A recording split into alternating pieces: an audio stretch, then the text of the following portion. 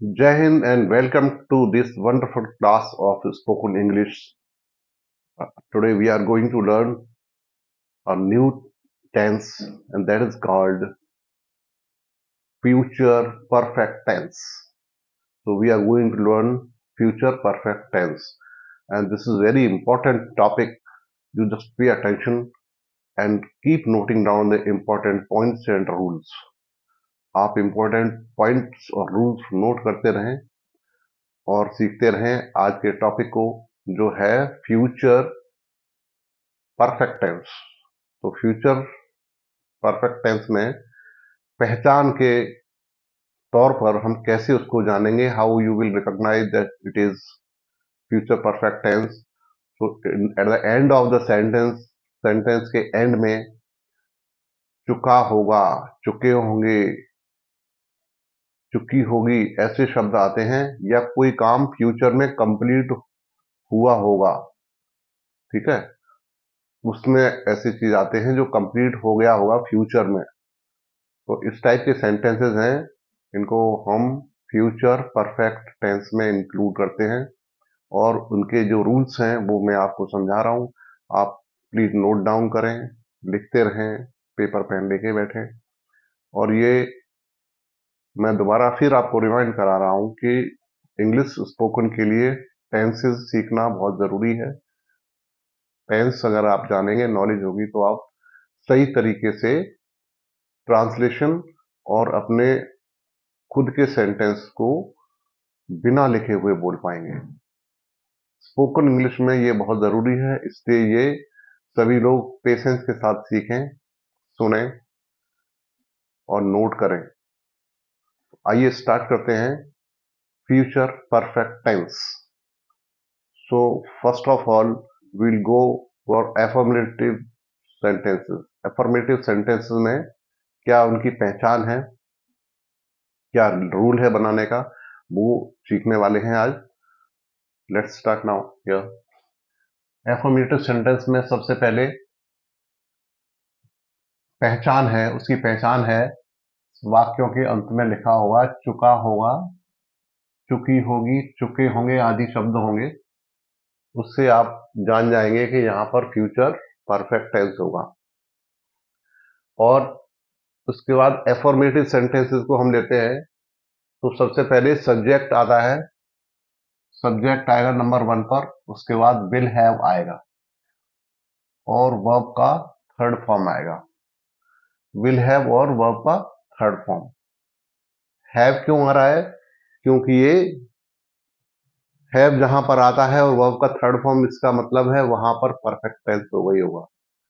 लेकिन विल भी आया है साथ में, इसका मतलब फ्यूचर में वो कार्य पूरा हो गया होगा या हो चुका होगा। सो फर्स्ट सेंटेंस है वह कल तक दिल्ली जा चुका होगा। वह कल तक दिल्ली जा चुका होगा, तो इसका हो जाएगा सब्जेक्ट। सबसे पहले सब्जेक्ट है वह, ही, ओके। अब जा चुका होगा, विल हैव आ जाएगा। एक बार आपने ध्यान से सीख लिया ना, फिर अगले सेंटेंसेस आप बहुत इजीली बना पाओगे। ही विल हैव जाना, gone, he will have gone, verb का थर्ड फॉर्म है। He will have gone to Delhi. अब है कल तक, तो कल तक को बोलेंगे bye tomorrow, by tomorrow.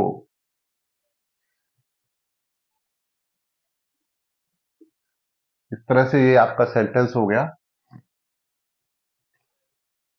He will have gone to Delhi by tomorrow, वह कल तक दिल्ली जा चुका होगा। अगर समझ में, सबसे पहले सब्जेक्ट आ गया ही, फिर विल हैव आ गया, देखिए विल हैव हमने लिख दिया है।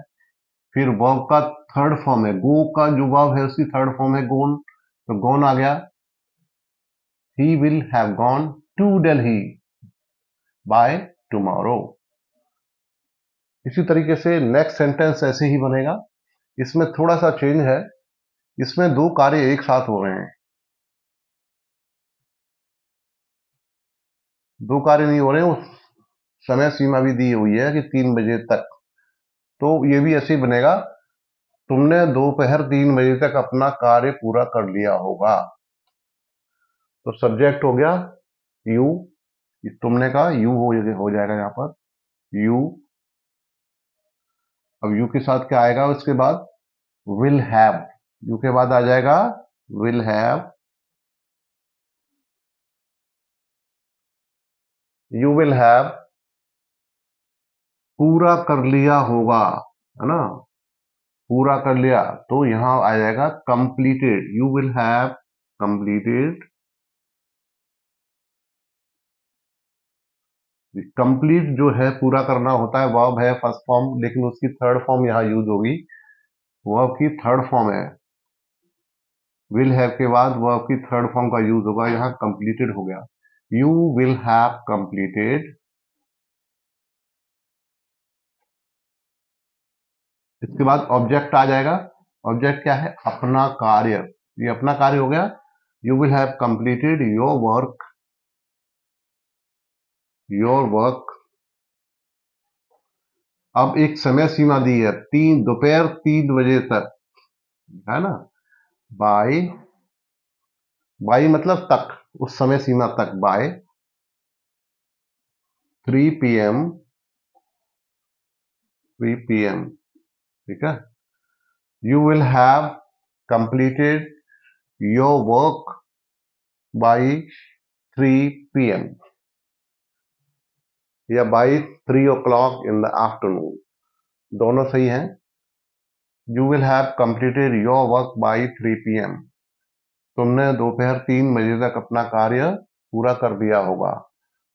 दोबारा फिर समझ लें, सबसे पहले सब्जेक्ट आ गया इसमें यू, हम रूट के हिसाब से चल रहे हैं, ठीक है। फिर उसके बाद विल हैव आ गया, विल हैव हमने लिखा है, फिर वर्ब का थर्ड फॉर्म आ गया कंप्लीटेड, उसके बाद ऑब्जेक्ट है योर वर्क बाय 3 PM, ठीक है। अब नाउ अगला जो सेंटेंस है उसको करेंगे हम। इसमें दो चीजें ध्यान रखने वाली है, एक तो इसमें दो कार्य हो रहे हैं, इसमें दो सब्जेक्ट हैं और दो कार्य हो रहे हैं। एक तो सूर्य निकलना, सूर्य का निकलना हो रहा है, और यात्रा शुरू, सूर्य का निकलना हो गया और यात्रा शुरू होना हो गया। तो इसमें दो सब्जेक्ट हैं और दो वर्ब भी हैं, एक कार्य पहले हो रहा है, एक कार्य बाद में हो रहा है, दो कार्य हो रहे हैं, एक काम पहले हो रहा है और दूसरा बाद में हो रहा है। लेकिन जो बाद में कार्य हो रहा है, जो बाद में एक्शन हो रहा है, उसको हम प्रेजेंट इंडेफिनिट टेंस में बनाएंगे। अगर फर्स्ट वाला है फ्यूचर परफेक्ट टेंस में अगर आ रहा है, जो पहले कार्य हो गया है वो फ्यूचर परफेक्ट टेंस में आएगा, और जो बाद वाला कार्य है वो प्रेजेंट इंडेफिनिट टेंस में आएगा। ये ध्यान रखेंगे। अभी हम इसको एग्जाम्पल को लिखेंगे तो समझ में आ जाएगा। सूर्य निकलने से पूर्व हम यात्रा शुरू कर चुके होंगे। तो पहला काम कौन सा हो चुका होगा, यात्रा शुरू करने वाला। तो ये सेंटेंस पहले हम लिखेंगे, हम यात्रा शुरू कर चुके होंगे, इसको हम सेंटेंस को पहले लिखेंगे यहां पर। वी, हम का हो गया we will have, we will have completed, started, we will have started, शुरू करना स्टार्टेड है,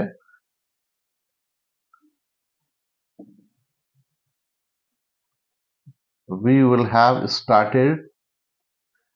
देखिए सब्जेक्ट सबसे पहले आ गया वी, इस वाले सेंटेंस को हम सबसे पहले बनाएंगे, वी विल हैव स्टार्टेड। ये तो क्लियर हो गया, सबसे पहले सब्जेक्ट आया, फिर विल हैव आया और वर्ब की थर्ड फॉर्म आ गई।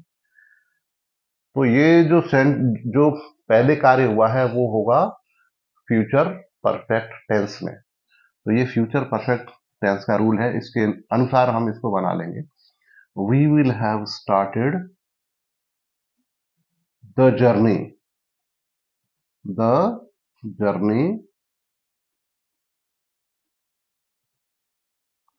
We will have started the journey.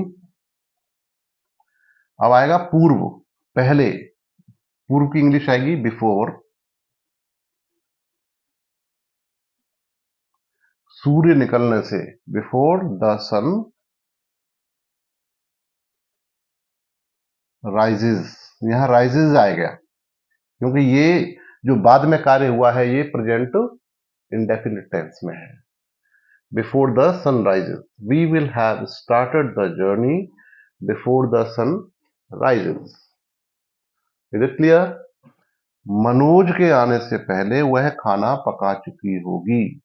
कौन सा कार्य पहले हो गया होगा? खाना पकाने का।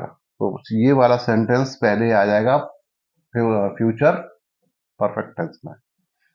वह खाना पका चुकी होगी, ये वाला, ये सेंटेंस है ना। तो शी सब्जेक्ट हो गया, will have, she will have cooked. खाना पकाना का होता है cooked, cooked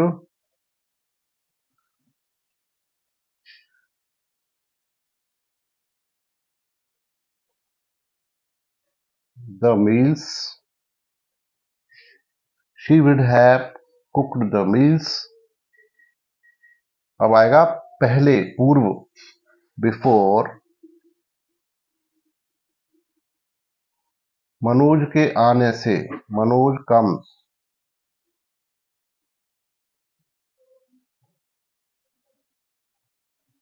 she will have cooked the meals before Manoj comes. Manoj को आने से पहले वह खाना पका चुकी होगी। She will have cooked the meals before Manoj comes. Clear हो गया? यहां सब्जेक्ट आ गया था शी, फिर विल हैव आ गया और वर्ब की थर्ड फॉर्म आ गई कुक्ड द मील्स। ये ऑब्जेक्ट हो गया द मील्स। उसके बाद बिफोर, बिफोर का भी ध्यान रखना है। और बिफोर के बाद में जो सेंटेंस आता है वो किसमें हुआ? प्रेजेंट इंडेफिनिट टेंस में। तो इस तरीके से ये वाला सेंटेंस आपने बनाया और ये एफर्मेटिव सेंटेंसेस हैं, ये समझ में आ गए होंगे। अब हम इसी का नेगेटिव बनाएंगे, तो नेगेटिव के लिए हमें खाली इसमें नॉट ऐड करना है और नॉट जोड़ना कहां पर है वो भी ध्यान रखना है। सबसे पहले सब्जेक्ट, फिर विल नॉट हैव, विल के बाद नॉट आ जाएगा, विल नॉट हैव और वर्ब का थर्ड फॉर्म। अभी इसको हम नेगेटिव में चेंज करेंगे तो इसमें खाली विल हैव की जगह विल नॉट हैव, नॉट बीच में और जोड़ देंगे। नॉट यहां विल और हैव के बीच में नॉट आ जाएगा, बाकी सेम हो जाएगा। देखिए जल्दी से, he will not have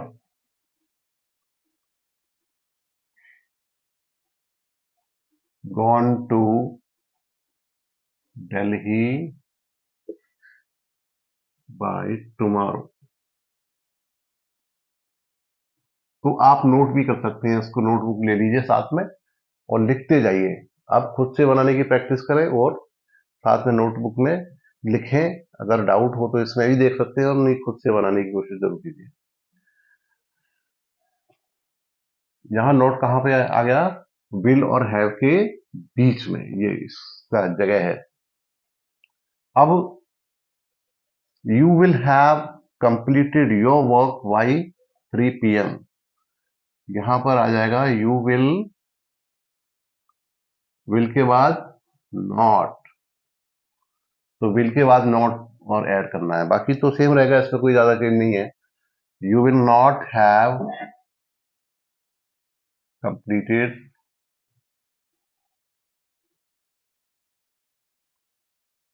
your work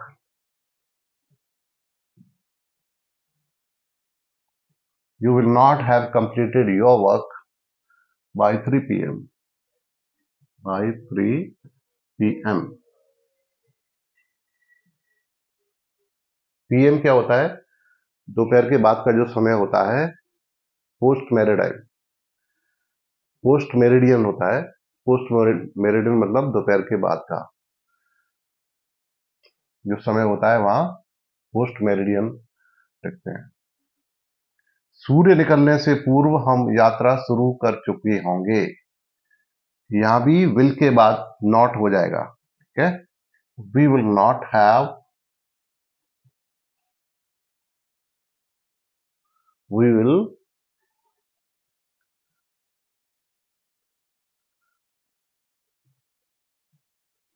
we will not have started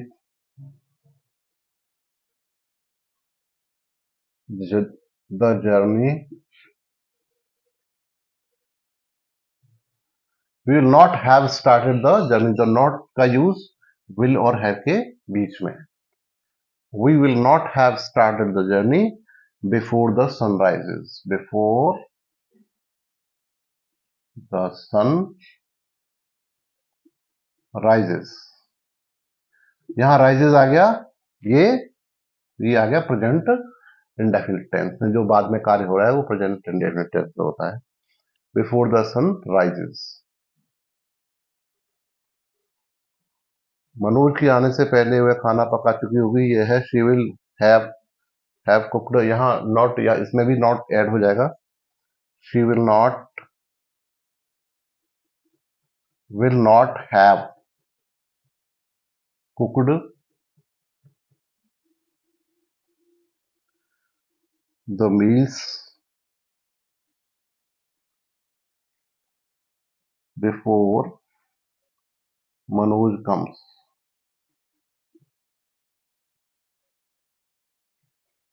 she will not have cooked the meals before Manoj comes. Manoj के आने से पहले वो खाना नहीं पका चुकी होगी। यहां भी नॉट का यूज आ गया है और बिफोर के बाद में जो सेंटेंस आया है वो प्रेजेंट इंडेफिनिट टेंस में।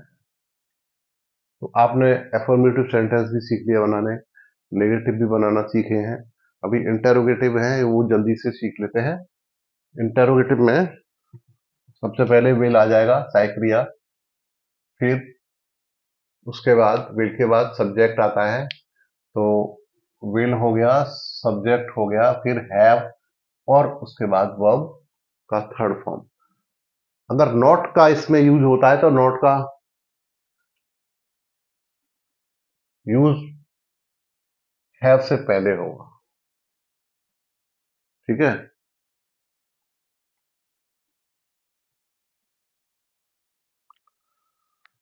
अब देखिए सेंटेंस इसको बना लेते हैं इंटेरोगेटिव में। विल ही हैव, सबसे पहले will,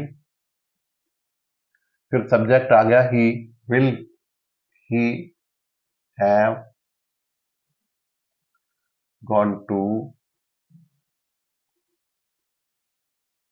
Delhi by tomorrow, by tomorrow. इसके बाद क्वेश्चन मार्क लगाना ना भूलें। इंटेरोगेटिव वर्ड्स, इंटेरोगेटिव मार्क है जो वो लगाना ना भूलें। You will have completed your work by 3 PM। यहां भी विल यू, विल सबसे पहले आ जाएगा, फिर सब्जेक्ट आएगा, will you have completed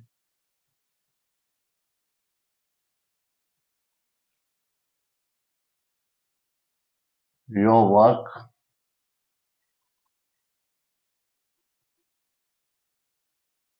by 3 PM। 3 PM। Will you have completed your work by 3 PM। क्या तुमने दोपहर 3 बजे तक अपना कार्य पूरा कर लिया होगा। आगे, सूर्य निकलने से पहले हम यात्रा शुरू कर चुके होंगे। We will have started the journey before the sun rises. इसको जब इंटेरोगेटिव में ले जाएंगे तो यहां हो जाएगा will we have started the journey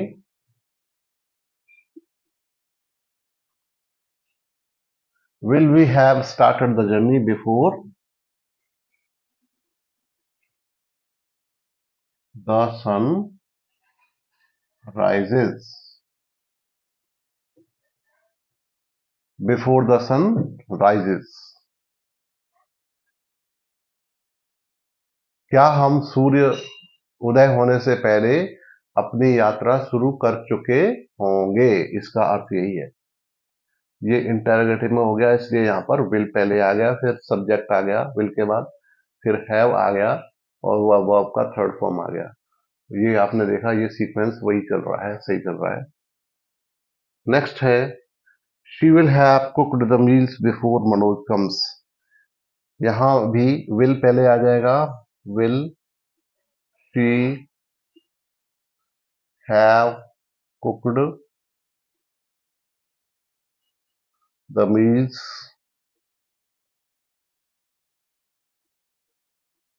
before Manoj comes. क्या उसने मनोज के आने से पहले भोजन पका लिया होगा? तो अभी आपने देखा इसमें विल, सबसे पहले विल आ गया, यहां ही सब्जेक्ट आ गया और हैव आ गया एज पर रूल, और गोन वर्ब का थर्ड फॉर्म। बाकी अदर्स चीज जो है वो बाद में, ऑब्जेक्ट एंड अदर थिंग्स बाद में आई हैं। विल सबसे पहले, फिर यू, हैव और कंप्लीटेड। ये सीक्वेंस अगर आपको याद रहेगा तो सेंटेंसेस को बनाने में आपको बहुत आसानी रहेगी। विल, सब्जेक्ट, हैव और वर्ब का थर्ड फॉर्म। यहाँ भी विल, सब्जेक्ट, हैव और वर्ब का थर्ड फॉर्म। उसके बाद ऑब्जेक्ट आएगा, जो ऑब्जेक्ट एंड अदर वर्ड्स है उसके बाद आते हैं। तो वीडियो आपको ये कैसा लगा जरूर लिख के बताएं कमेंट बॉक्स में, और इसको लाइक अवश्य करें और शेयर अवश्य करें, बिकॉज इससे आपको तो बेनिफिट मिल ही रहा है, दूसरे बच्चों को भी शेयर हो जाएगा तो अच्छी बात है, इसमें भी पुण्य का काम होगा। आप अगर लाभ ले रहे हैं तो दूसरों को भी इसका लाभ मिले। एजुकेशन एक ऐसा है, सब्जेक्ट है, जो जितनी ज्यादा स्प्रेड होगा, जितने लोगों तक पहुंचेगा, उतना लोगों का भला होगा। तो आप ये खुद भी सीखिए और दूसरों को सीखने का मौका दीजिए, उनको वीडियो शेयर जरूर कीजिए, वीडियो या हमारा लिंक शेयर जरूर करें, बट अपने तक इसको सीमित न रखते हुए इसको आगे बढ़ाते रहें, और इसको लाइक जरूर करते रहें और कुछ लिखते रहें कमेंट बॉक्स में कि आपको कैसा लगा है। तो अगली क्लास होगी, बहुत अच्छी होने वाली है, तो अगली क्लास में मिलते हैं। Wish you good luck all of you. Nice.